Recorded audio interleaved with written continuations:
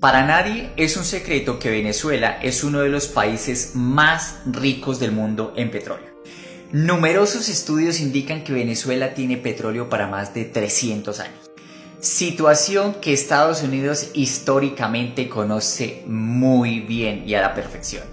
Y solo quienes conocen la historia saben que Venezuela fue considerado el país más rico de toda Latinoamérica durante muchísimo tiempo.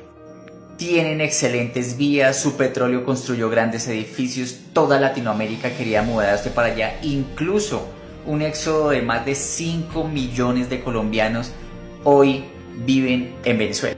Y era completamente entendible, era el país que estaba viviendo de la burbuja del petróleo.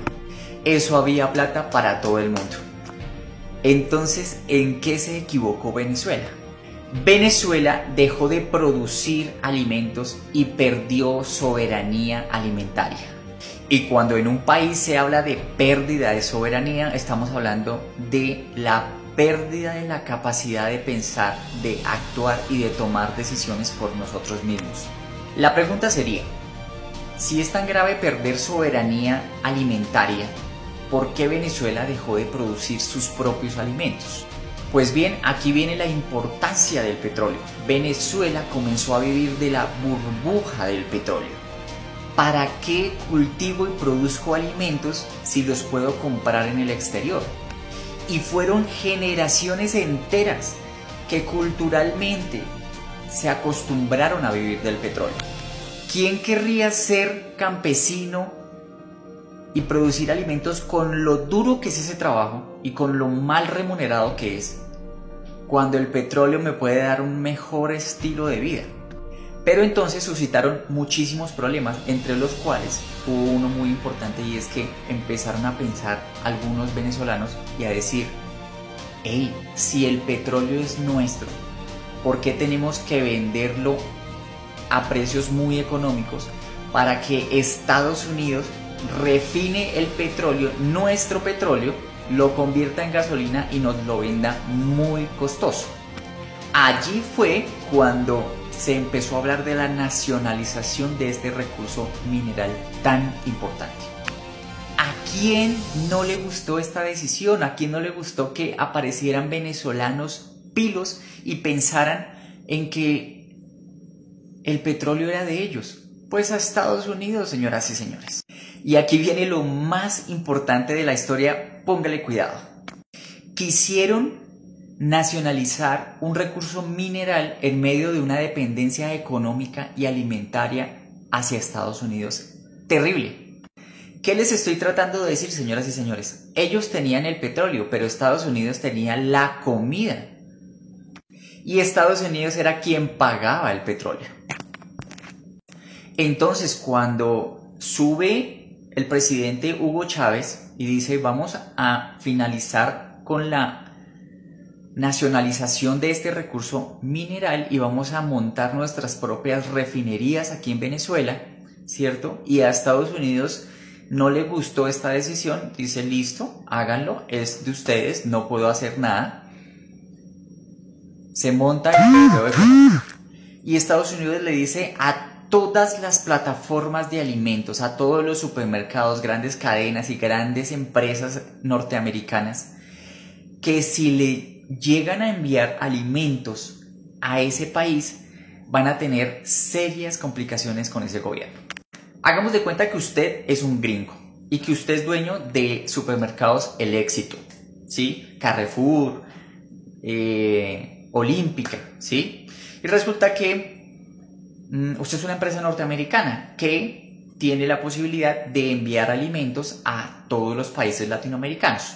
Pero ¿qué pasa? Uno de esos países latinoamericanos se revoluciona y Estados Unidos le dice a esa multinacional, no me le envía alimentos a ese país.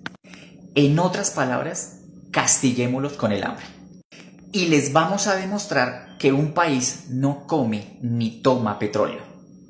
Fue ahí donde empezó la verdadera crisis para Venezuela.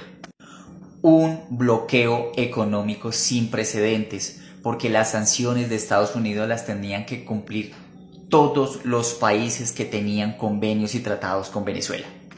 De un día para otro a Venezuela le cortaron todos los servicios comerciales, los tratados internacionales, los envíos de alimentos, todo se lo cortaron.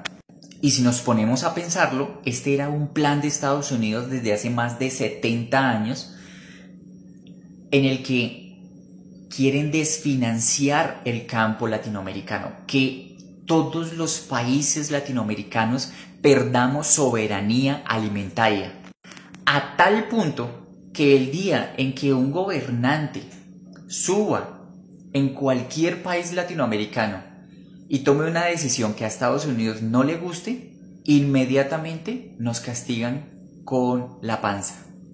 Literal, nos ponen a aguantar hambre.